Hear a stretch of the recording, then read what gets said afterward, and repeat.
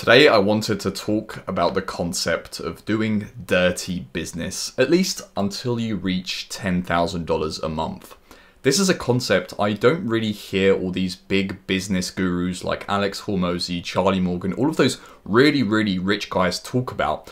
And I honestly think it's because they've not been at this stage for a very long time now. They kind of forgot what it was like to get to $10,000 a month, so they sometimes gloss over this topic, but they never cover it in detail. And actually, I think this is one of the most crucial things you need to get to $10,000 a month fast. And me, being someone that's now taken 2 businesses to $10,000 a month, I'm pretty good at getting businesses to that point. I might not be excellent at getting them past that point yet. I've been past that point for a few months at a time, but it's always slipped back down to about $10,000 a month. And I hit my first $10,000 month less than a year ago. So actually, I think I'm the perfect person to explain this to you. I think the best way to explain this is through the analogy of a little girl called Sally. Sally is a very picky eater, but if you give Sally what she wants, she will eat it, obviously. And if you manage to find what Sally wants, she will buy your stuff. That's the metaphor for someone buying your stuff. Now, if you're really good at figuring out what Sally wants, you can get to $10,000 a month with as little as 1,000 subscribers, and you can quit your job with as little as a few hundred subscribers. People have done it. It's not really spoken about enough, but it's possible. Let that give you hope. There's people out there making thousands upon thousands of dollars a month with less than 1,000 subscribers. So all you need to do is figure out what Sally wants to eat. Now, the best way to figure this out is through what I'm calling dirty business. Now, it's funny because the title, it sounds like, you need to scam people and all of that stuff, but that's not what dirty business is. Let me explain it to you. The first thing you need to do is, if you can, just ask Sally. Do some market research if you already have some subscribers and figure out what they want to eat.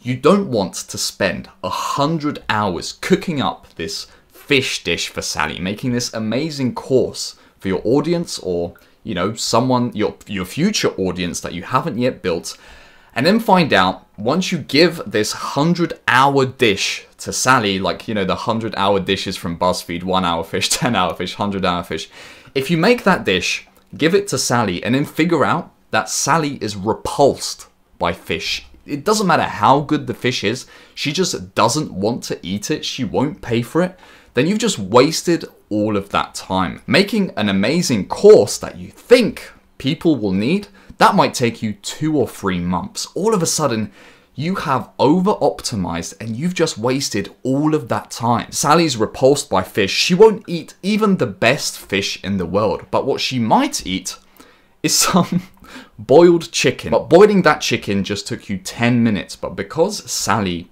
quite likes chicken, she way prefers chicken to fish, she will eat that chicken even if you didn't spend that long making it. Now, what do I mean by this? You need to try things out fast. You need to be quick and you need to be dirty. Figure out what Sally likes first by just handing her a bunch of different plates of food. That's exactly what I did on both of my YouTube channels. That YouTube channel over there is from a game development channel. On that channel, before I even figured out it was a game development channel, I went through about 4 niches, none of which I particularly enjoyed, so I didn't even like to cook the food, but none of which really resonated with people that I found on YouTube. But when I found game development, I found a dish that I like to cook and that the world loved. So game development I found fun and it got me a lot of views, so I ended up sticking with that. Sally is a very picky eater. This goes for the online marketplace. Your first idea is almost never going to work as well as you think, and you need to be prepared for that, so don't spend all that time perfecting something. On this channel, I started growing it as a game development educational channel. Now, I found out that I didn't particularly like doing that, so I switched to just teaching business principles and making money online principles, and there's a few different ways that I decided to try monetizing this channel.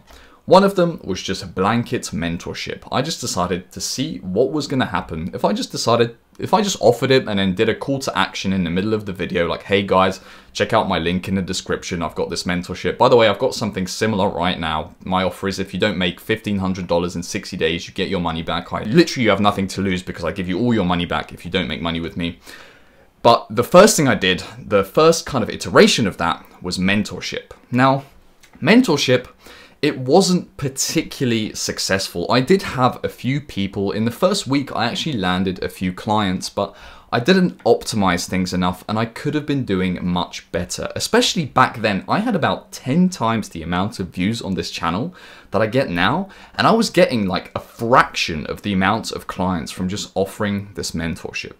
The next thing I tried, because I found out that, you know, the dish I cooked, it was okay, but it wasn't the perfect dish for Sally.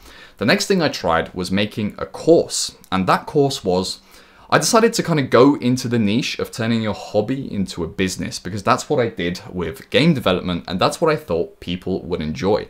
So I spent about 2 or 3 weeks making a sales page for this course and making this VSL, this video sales letter for this course. And then I released it and I figured out that it didn't work. Now imagine that if I spent all of this time actually making that course, how much time would I have wasted? Because I already wasted 3 weeks making that whole sales page look nice, making sure, you know, that it scrolls properly, that the video shows up on it and all of that. Imagine if I made that 100-hour fish dish and figured out that Sally just didn't like it. How much more time would I be wasting? Getting to $10,000 a month is just this process of trying as many things as you can. I've heard a YouTuber say you just have to throw shit at a wall and see what sticks. And then once you have a bit of poo, a bit of shit that sticks to the wall, then you can start working with what you have. And another analogy that people tend to use for this is to sell before you build. You make the offer to your audience, then you see if someone buys it, and if enough people buy it, then you work on it and you give them an excellent service. But if not enough people buy it, or if nobody buys it, then you just refund the people that did buy and you try something different. But I'd like to take it one step further. You need to take this analogy of sell before you build, but apply it to every part of your business. And every business has marketing, offer, sales, and fulfillment, right? There's 4 things there. For your marketing, you need to try loads of different things. Don't get attached to one different type of video. If that type of video just doesn't work and it doesn't get views, you need to be open to trying new things and figuring out this happy middle between what you like doing and what actually works. A lot of people, they just say it for the offer and the product, but it goes for the content, the sales process, the offer, the fulfillment, everything. You might find that some way of fulfilling something your clients just don't like it, or your clients don't get good enough results with it. So you need to be okay with switching things around. You can't get attached to this singular idea that you might have. A lot of people, before they even start their marketing, before they even make their first video or make their first dollar, they get attached to this one idea and they want to do it a specific way. They want to make these videos, they want to sell this thing, and they don't even know if it's going to work yet. If you go into business with this kind of approach, you're going to struggle because the exact ideas that you have in your head, they might even work a little bit, but if you're not okay with changing things around, you could be missing out on a lot of extra income.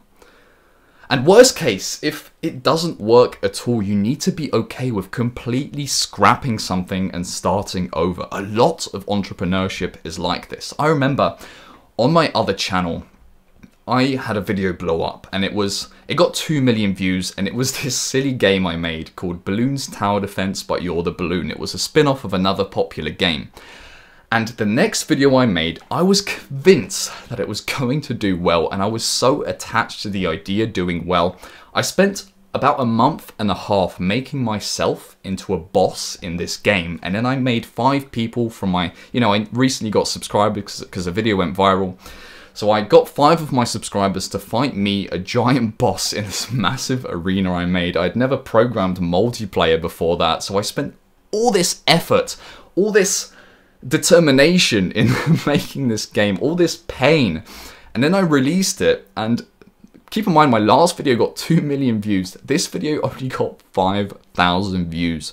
I got so attached to that idea and I was absolutely crushed. The market just didn't like it, and you need to be okay with just being able to scrap your ideas, because the market doesn't lie. The market is ruthless. Going about business in this quick and dirty way at first will get you that eureka moment so much faster, because the more poop you throw at the wall, the faster something is going to stick. And one piece of poop that you throw is gonna stick really, really well. And it won't take many poops before one does stick.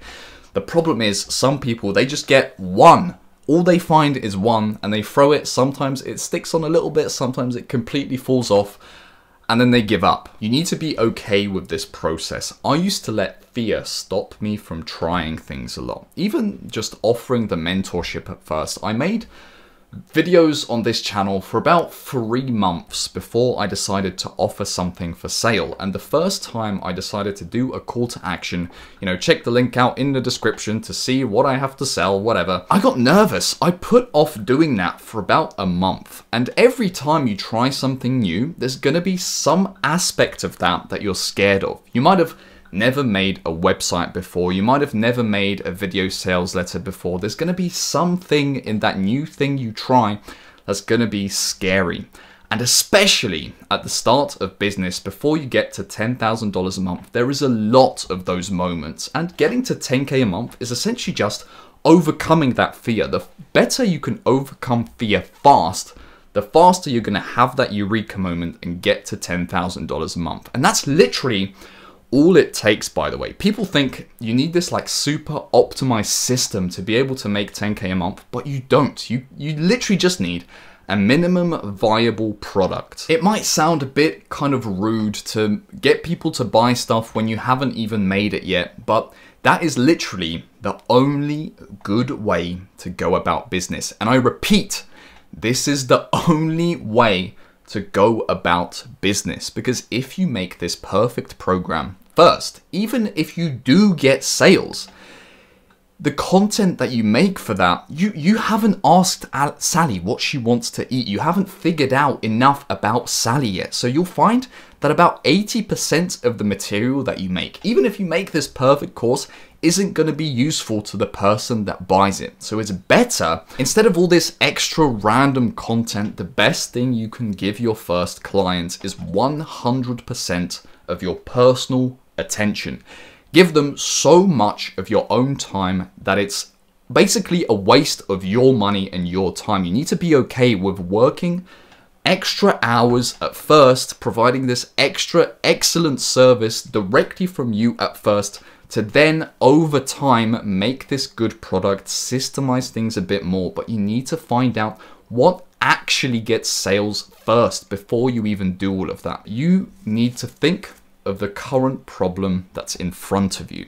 And if that problem is you're making $0 a month, you need to do everything in your power to get that first dollar in. And then once you get a few clients, once you get some money rolling, and you do end up getting to that point that you were worried about, that is now your problem. You have too many clients and you don't have time to do what you want. Okay, so how about you lower the amount of calls that you give to your clients, and instead you maybe introduce a group call. So now the clients get half as many individual calls with you, but instead they get a group call maybe twice per week. So you've now saved X amount of hours of your time. That's the way of thinking about it. Then you might have a different problem and you think about that individual problem. If you think about every problem at once, you're never going to start your business. You want to quit your job. 9-to-5s are horrible. I was reading the Glassdoor reviews of my old 9-to-5 job the other day, and it went from 3.4 stars when I left to it's only 2.5 stars now, so it's even worse than it was before. I really didn't like the 9-to-5 job. It was the bane of my existence. So if you want to quit that life, that horrible life, you need to do quick and dirty business at first. To get to 10K a month, that's all you need to do. And once you find something that sticks, like I have now, I have an offer that is relatively successful, so I can now iterate on it. And getting from $10,000 to $100,000 a month is just that. Once your shit sticks to the wall, you carve a nice sculpture out of it in the wall, and that's how you get to $100,000 a month. You basically systemize things, you systemize every part of your business, you make sure it all runs smoothly, you maybe hire people, and that's how you get to 100,000. But to get to 10,000, all you need to do is just try things. Give Sally different dishes, spend no more than 10 minutes cooking those individual dishes, and just figure out what she likes. To get my personal help, I guarantee that you make money with me. Otherwise, I give you all of your money back and $100. So I guarantee your freedom if you work with me.